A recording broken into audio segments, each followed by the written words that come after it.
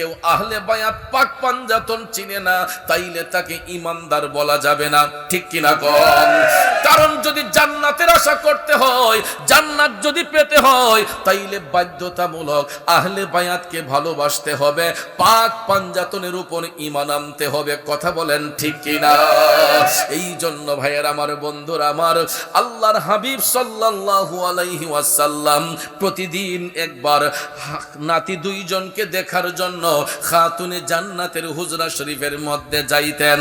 কারণ আহলে বায়াত দ্বারা রাসূল চারজনকে বুঝিয়েছিলেন, মৌলা আলী মুশকিল কুশা, আম্মাজান খাতুনে জান্নাত, ইমামে মকাম হাসান রাদিয়াল্লাহু তাআলা আনহু, হযরতে ইমাম হুসাইন রাদিয়াল্লাহু তাআলা আনহু।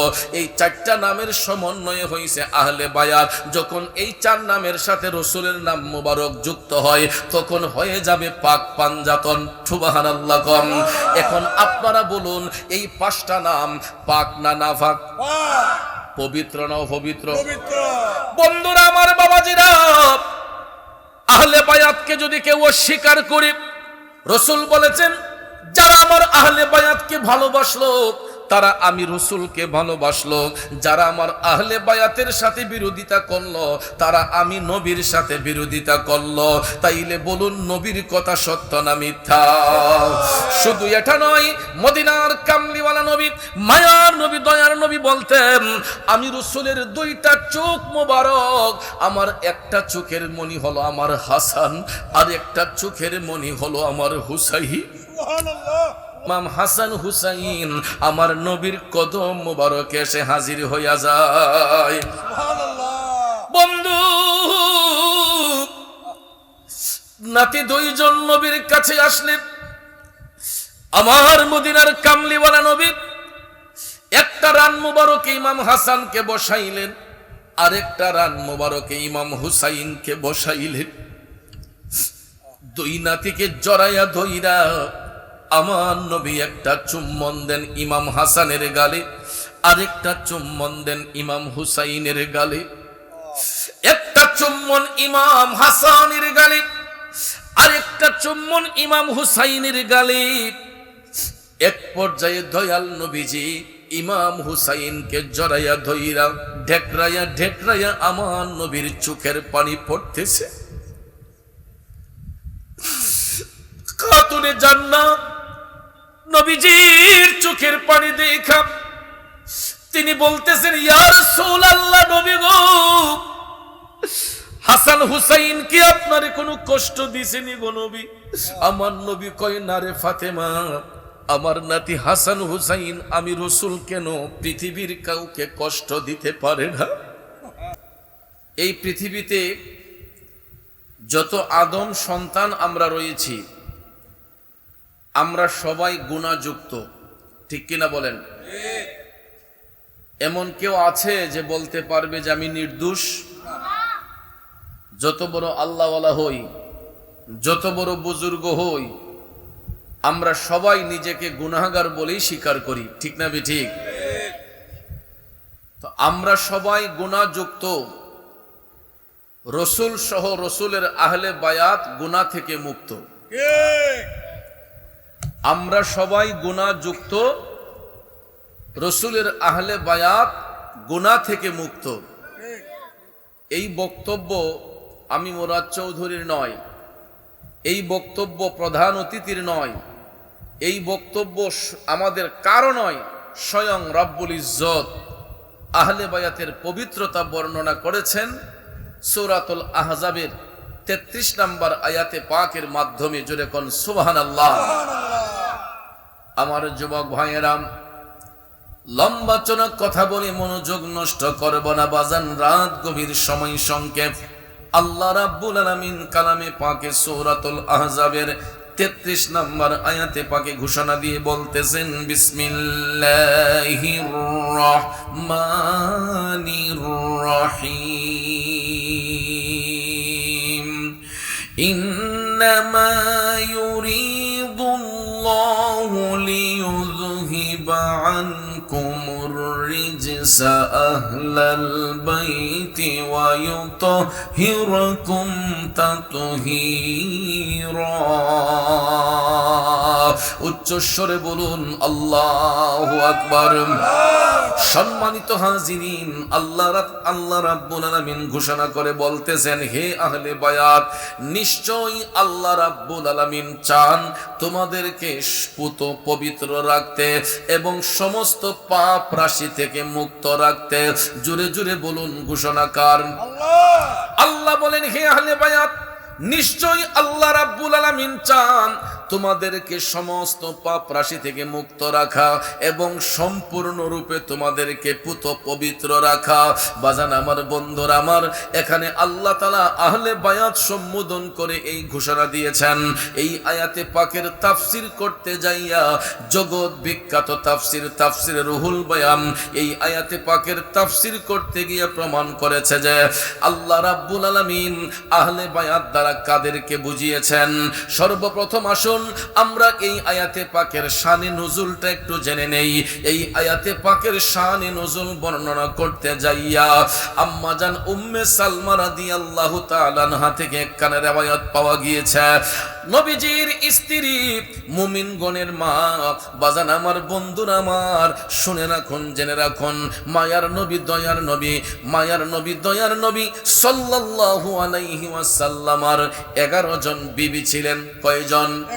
11 জন বিবির মধ্যে একজন ছিলেন আম্মা জান উম্মে সালমা রাদিয়াল্লাহু তাআলা আনহা। দয়াল নবী আমার আম্মা জান উম্মে সালমা রাদিয়াল্লাহু তাআলা আনহার হুজরা শরীফের মধ্যে আরাম করছেন। ঠিক ওই মুহূর্তে রাসূল সহ 7 জন ওনার ঘরের মধ্যে উপস্থিত ছিলেন, যেটা আম্মা জান উম্মে সালমা নিজের জবান মুবারক দিয়ে বলেছেন। এই আয়াতে পাক যখন অবতীর্ণ করা হয়, আমার ঘরের মধ্যে রাসূল সহ 7 জন ছিলেন। এই 7 জন হলেন আল্লাহর হাবিব সাল্লাল্লাহু আলাইহি ওয়াসাল্লাম, আরেকজন হলেন বেলায়েতের বাদশা, যার কাছ থেকে বেলায়েতের আগমন হয়, মুশকিল কুশা শেরে খুদা হযরতে আলী রাদিয়াল্লাহু তাআলা আনহু। 3 নম্বরে যিনি ছিলেন আম্মা জান খাতুনে জান্নাত রাদিয়াল্লাহু তাআলা আনহা। এরপরে ছিলেন হযরতে জিবরাইল আলাইহিস সালাম, হযরতে মিকাইল আলাইহিস সালাম, এরপরে হযরতে ইমামে মাকাম হাসান রাদিয়াল্লাহু তাআলা আনহু, হযরতে ইমাম হুসাইন রাদিয়াল্লাহু তাআলা আনহু। এই 7 জন উপস্থিত ছিলেন যখন এই আয়াতে পাক অবতীর্ণ করা হয়। আম্মা জান উম্মে সালমা রাদিয়াল্লাহু তাআলা আনহা সঙ্গে সঙ্গে দয়াল নবীর কদম মোবারকে আরজ করলেন, ইয়া রাসূলুল্লাহ, নবী গো, ওগো মায়ার নবীজি, আমি কি আপনার আহলে বায়াতের অন্তর্ভুক্ত? সুবহানাল্লাহ কোন। দয়াল নবী আমার ডাক দিয়ে বলতেছেন, হে উম্মে সালমা, তুমি আমার স্ত্রী, এটা সত্য। আল্লাহ তাআলা তোমাকে জান্নাতের শুভ সংবাদ দিয়েছেন, এটাও সত্য। কিন্তু উম্মে সালমা রে, তুমি তো আমার আহলে বায়াতের অন্তর্ভুক্ত নও। সুবহানাল্লাহ কোন। চিন্তা করে দেখেন আমার ভাইয়েরা, খাতুনে জান্নাত রাদিয়াল্লাহু তাআলা আনহা এইখানের মধ্যে উপস্থিত, তা সত্ত্বেও দয়াল নবী বলতেছেন, উম্মে সালমা, তুমি আমার স্ত্রী, তুমি মুমিনদের মা, এটা সত্য। আল্লাহ তাআলা তোমাকে জান্নাতের শুভ সংবাদ দিয়েছেন, এটাও সত্য।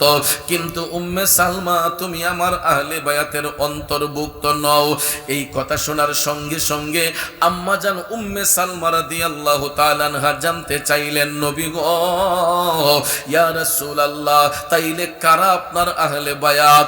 তখন মায়ার নবী, দয়ার নবী উপস্থিত সবার সামনে মৌলা আলীকে এক পাশে বসালেন, খাতুনে জান্নাতকে এক পাশে বসালেন। একটা রান মুবারকের মধ্যে হযরতে ইমাম হাসান রাদিয়াল্লাহু তাআলা আনহুকে বসাইলেন, আর একটা রান মুবারকের মধ্যে ইমাম হুসাইন রাদিয়াল্লাহু তাআলা আনহুকে বসাইয়া নবীজির শরীর মুবারকের মধ্যে একটা কালো রঙের চাদর মুবারক জড়ানো ছিল।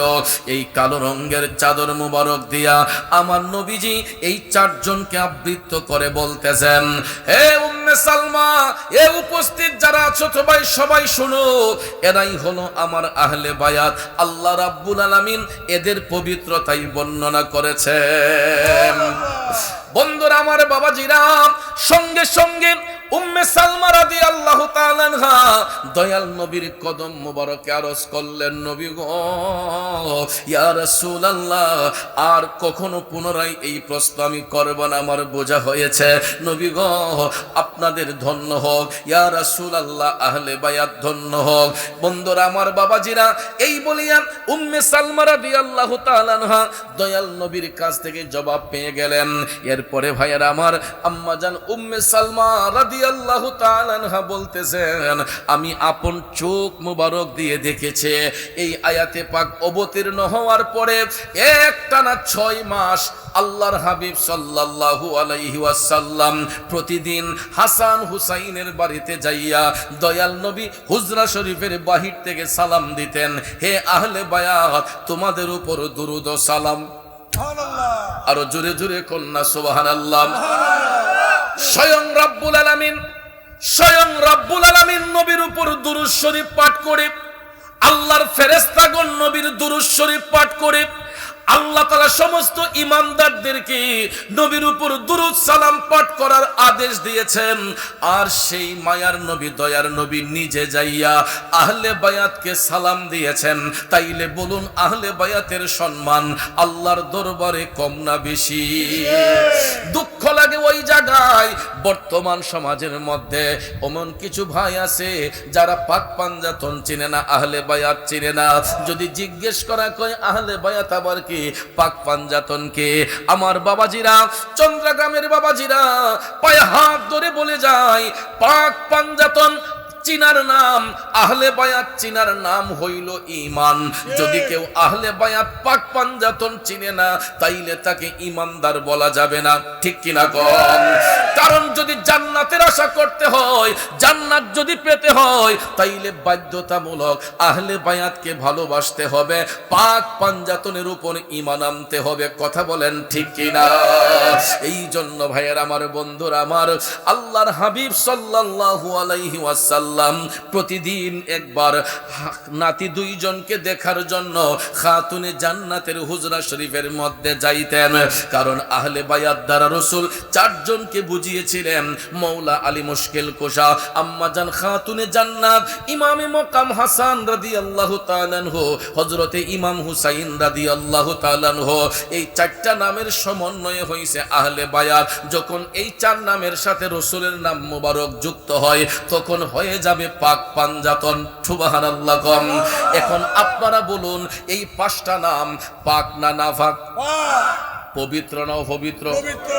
বন্ধুরা আমার, বাবাজিরা, আহলে বায়াতকে যদি কেউ অস্বীকার করে, রাসূল বলেছেন, যারা আমার আহলে বায়াতকে ভালোবাসলো তারা আমি রাসূলকে ভালোবাসলো, যারা আমার আহলে বায়াতের সাথে বিরোধিতা করলো তারা আমি নবীর সাথে বিরোধিতা করলো।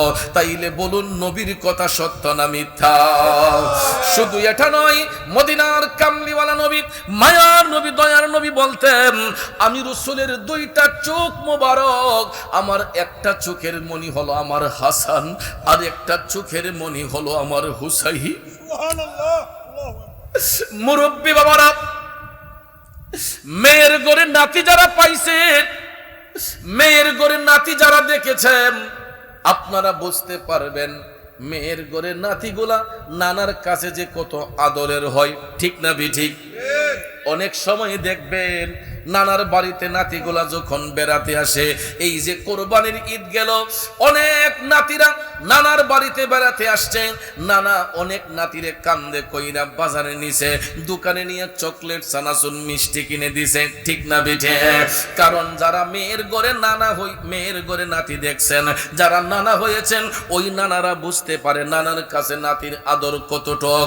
ও বন্ধু, এই যে মহব্বত, ভালোবাসা, এই ভালোবাসা শিখছি আমার নবীর কারণে, ঠিক না বিঠিক? কারণ কত আদর করতেন নবী ইমাম হাসানকে, কত আদর করতেন নবী ইমাম হোসেনকে। আদর করে চুমু খেতেন, আদর করে চুমু খেতেন তাদের গোলেতে, কত আদর করতেন নবী ইমাম হাসানকে, কত আদর করতেন নবী ইমাম হোসেনকে, ঠিক কিনা বলেন? আমার বাবাজিরা, বন্ধুরা, হাদিস শরীফ প্রমাণ করি প্রতিদিন আমার মদিনার কামলিওয়ালা নবী একটা নজর নাতি দুইজনকে দেখার জন্য মৌলা আলীর হুজরা শরীফের মধ্যে যাইতেন। মৌলা আলী যদি ঘরের মধ্যে নাও থাকতেন, আল্লাহর হাবিব খাতুনে জান্নাতকে বলতেন, ফাতেমা গো, আমার নাতি হাসান হুসাইন কোথায়? কারণ হাসান হুসাইন দুই ভাই, তারা সব সময় মাঠের মধ্যে খেলাধুলা করতেন। হঠাৎ একদিন আল্লাহর হাবিব সাল্লাল্লাহু আলাইহি ওয়াসাল্লাম নাতি দুইজনকে দেখার জন্য খাতুনে জান্নাতের হুজরা শরীফের মধ্যে যাইয়া বসলেন। দয়াল নবী আরজ করলেন, ফাতেমা, আমার নাতি হাসান হুসাইনকে ডাক দাও। দয়াল নবী বলার সঙ্গে সঙ্গে আম্মা জান খাতুনে জান্নাত যখন বললেন, হাসান হুসাইন রাহমাতাল লিল আলামিন নবী তোমাদেরকে তলব করেছেন। নবীর সংবাদ পাইয়া লাব্বাইক ইয়া রাসূলুল্লাহ বলে ইমাম হাসান হুসাইন আমার নবীর কদম মুবারকে এসে হাজির হইয়া যায়। সুবহানাল্লাহ। বন্ধু, নাতি দুইজন নবীর কাছে আসলেন। আমার মদিনার কামলিওয়ালা নবী একটা রান মুবারকে ইমাম হাসানকে বসাইলেন, আরেকটা রান মুবারকে ইমাম হুসাইনকে বসাইলেন। দুই নাতিকে জড়াইয়া ধইরা আমার নবী একটা চুম্বন দেন ইমাম হাসানের গালে, আরেকটা চুম্বন দেন ইমাম হুসাইনের গালে। একটা চুম্বন ইমাম হাসানের গালে, আরেকটা চুম্বন ইমাম হুসাইনের গালে। এক পর্যায়ে দয়াল নবীজি ইমাম হুসাইনকে জড়াইয়া ধইরা ঢেকরাইয়া ঢেকরাইয়া আমার নবীর চোখের পানি পড়তেছে। খাতুনে জান্নাত নবীজির চোখের পানি দেখা তিনি বলতেছেন, ইয়া রাসূলুল্লাহ, নবী গো, হাসান হুসাইন কি আপনারে কোনো কষ্ট দিছেনি গো নবী? আমার নবী কয়, না রে ফাতেমা, আমার নাতি হাসান হুসাইন আমি রাসূল কেন পৃথিবীর কাউকে কষ্ট দিতে পারে না। খাতুনে জান্নাত ডাক দিয়া কয়, নবী গো, আপনাকে তো কখনো কোনোদিন এই রকম ভাবে কান্না করতে দেখি নাই। ওগো নবীজি, নবী গো, আপনাকে কোনোদিন এই রকম ভাবে কান্না করতে তো দেখি নাই গো নবী, আপনি এরকম করে কান্না করতেছেন কেন? তখন দয়াল নবী আবেগপ্লুত কণ্ঠে ডাক দিয়া বলতেছে, ও ফাতেমা, টেনশন করো না, চিন্তা করো না, আমার নাতি হুসাইনকে আজ থেকে 50 বছর পরে, কত বছর? 50। দেখেন কারবালা হবে কোন সময়, নবীর কাছে সংবাদ ছিল কোন সময়। রাসূল বলতেছেন, ফাতেমা গো, আজ থেকে 50 বছর পরে কারবালা নামক প্রান্তরে আমার উম্মতের মধ্যে কিছু জাহেল উম্মত আমার নাতি হুসাইনের গলার মধ্যে ছুরি চালাইবে। জানি না কেমন করে ছিলেন নবী সোনার মদিনায়, কিভাবে ইয়েজিদের দোল হুসাইনের গলায় তলোয়ার চালায়। হে হুসাইন নবীজির আওলাদ সালাম জানাই মোরা তোমায়। ও বন্ধু, সংগঠিত হওয়ার 50 বছর আগে আমার নবীর কাছে সংবাদ ছিল কি ছিল না? ছিল। অনেক মূর্খ বিয়াদবরা কয় নবীর নাতি হুসাইন কারবালায় শহীদ হইব, রাসূল যদি জানতেন ফিরাইলেন না কেন? আরে মূর্খ বিয়াদবের দলেরা, যদি ইমাম হুসাইন কারবালায় শহীদ না হইতো আজকে আমরা হুসাইনি আদর্শ পাইতাম না। যদি হুসাইন কারবালায় শহীদ না হতেন আজকে সত্য মিথ্যার পার্থক্য বুঝতাম না। যদি ইমাম হুসাইন কারবালায় শহীদ না হইতেন তাইলে আল্লাহর ওলিদের মাজার যারা ভাঙতেছে এদেরকে আমরা চিনতাম না। কথা বলেন ঠিক কিনা? কারণ সব মুসলমান মুমিন নয়। কালেমা পড়লে মুসলমান পরিচয় দেওয়া যায়, কিন্তু কালেমা পড়লে মুসলমান পরিচয় দিতে পারবেন বাজার। কিন্তু মুসলমান দুই ভাগে বিভক্ত, কিছু মুসলমান হবে মুমিন, কিছু মুসলমান হয় মুনাফিক। কিছু মুসলমান মুমিন, কিছু মুসলমান মুনাফিক। মুমিন মুসলমান যারা হয় এদের জবান এবং দিল এক থাকে, আর মুনাফিক বেঈমান যারা হয় এরার মুখের মধ্যে একটা থাকে, অন্তরের মধ্যে আরেকটা থাকে। কথা বলেন ঠিক কি না? মুমিনদের জবান এবং দিল থাকে এক, আর মুনাফিকদের মুখ এবং দিল এক থাকে না। এদের জবানে একটা, অন্তরে আরেকটা। কথা বলেন ঠিক কিনা? এগুলার বাস্তবতা আমি নিজে ফেস করেছি। আপনারা এটার মধ্যে পড়ছেন কিনা আমি জানি না। গত কিছুদিন আগেও আমি এই রকম একটা সমস্যার সম্মুখীন হয়েছিলাম। তা আমি একটা জায়গায় প্রোগ্রামে গিয়েছি, চতুর্দিকে বাতিল ফেরকা, চতুর্দিকে বাতিল ফেরকা। তার ভিতরে যেই ভদ্রলোক মাহফিল করবেন ওনার আব্বাজান একজন আল্লাহর ওলি, ওনার আব্বাজানের ইসালে সওয়াব উপলক্ষে তিনি ওরস মাহফিলের আয়োজন করেছেন। এখন সব বক্তা যেতে পারবে মুরাশশাব ছাড়া, মুরাশশাব ছাড়া সব বক্তা যেতে পারবে। এক পর্যায়ে তারা বলল যে হুজুরের আলোচনা আপনারা শুনবেন তারপরে কিছু বইলেন। তখন আমি যখন গেলাম, যাবার পরে দেখি 4-5 জন মাওলানা সাহেব তারা আমার সাথে আইসা বসলেন, আমার পানের বাটা থেকে পান খাইছে। হুজুরা বাকারার মধ্যে আল্লাহ তাআলা স্পষ্ট করে বলেছেন বিসমিল্লাহির রহমানির রহিম ওয়ালা তাকুলু লিমান ইউকতালু ফি সাবিলিল্লাহি আমওয়াত বাল আহইয়াউন ওয়ালাকিন লা তাশউরুন।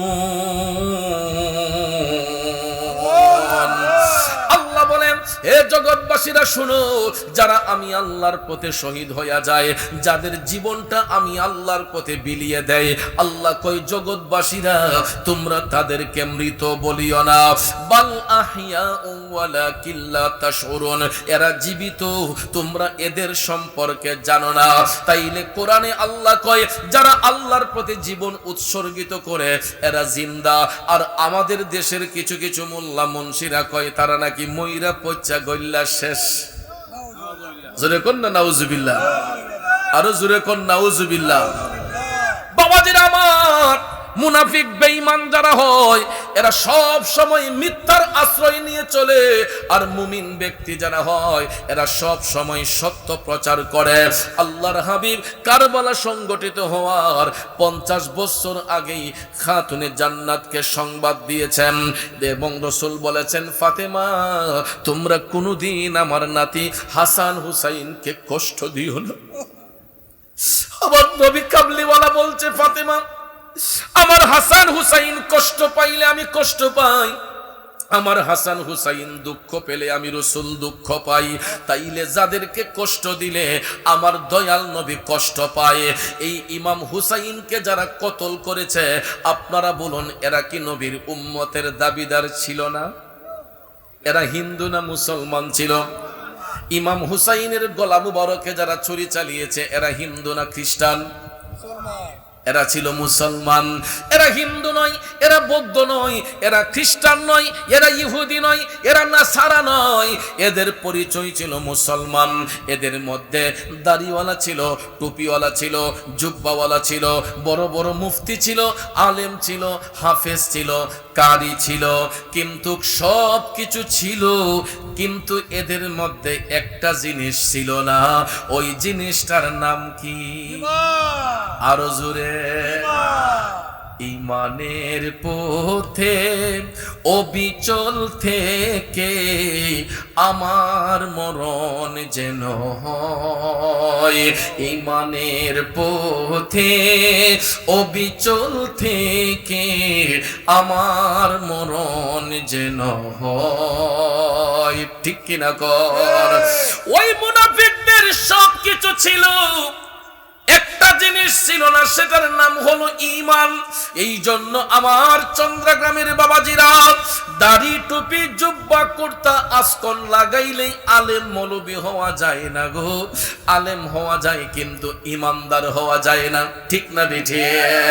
এই জন্য বাজান আমার বন্ধুরা, আমার পায়ে হাত ধরে বলবো, ইমানের দাম বহুরে বাজান। যদি ইমানদার হতে চাও, আল্লাহকে ভয় করো, নবীর উপরে ঈমান আনো, পাক পাঞ্জাতনের গোলামি করো, তাইলে দেখবেন সব রাস্তা পরিষ্কার। আর যারা আহলে বায়াত পাক পাঞ্জাতনকে অস্বীকার করে, যারা সুফিবাদের বিরুদ্ধে চলে, এদের কারণেই দেখবেন সমাজের মধ্যে বিশৃঙ্খলা হয়। এরাই দেখবেন আল্লাহর ওলিদের মাজারে হামলা করে, এরাই দেখবেন ইসলামের লেবেল লাগাইয়া তৌহিদি জনতার নাম দিয়ে দেখবেন ওলি আল্লাহর মাজারের মধ্যে বোমা বাস্টিং করে, লাঠি চার্জ করে। ঠিক কিনা কোন? আমার কথাই কি বিরক্ত হচ্ছেন? আল হাক্কু মুররুন, সত্য কথা তিতা লাগে, কিন্তু বাজান সত্যের দাম আছে না নাই? জোরে কোন আছে না নাই?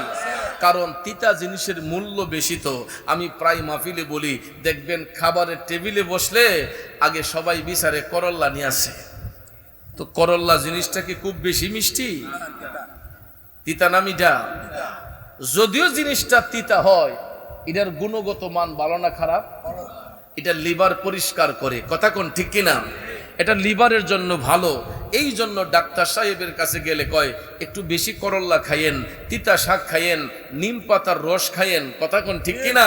এবং পরামর্শ দেয় বাড়ির দক্ষিণ পার্শ্বে জায়গা থাকলে একটা নিম গাছের চারা লাগাইয়েন, কারণ নিম গাছ যদিও তিতে হয়, এটার বাতাসটা স্বাস্থ্যসম্মত হয়, কথা কোন ঠিক কিনা? এই জন্য বাজান আল হাক্কু মুররুন, সত্য কথা তিতা, কিন্তু সত্যটাকে ভালোবাসবেন বাজান। সত্যের কোনো মৃত্যু নাই, সত্যের কোনো ভয় নাই, সত্য চিরন্তন সত্য। এই জন্য ইমাম হুসাইন সত্যের উপর অটল থেকে নিজের জীবনটাকে উৎসর্গ করে দিয়া কারবালার ময়দানে ইমাম হুসাইন রক্তে লাল হয়েছেন, এরপরও ইমানটা বিক্রি করেন নাই, কথা বলেন ঠিক না বেঠে?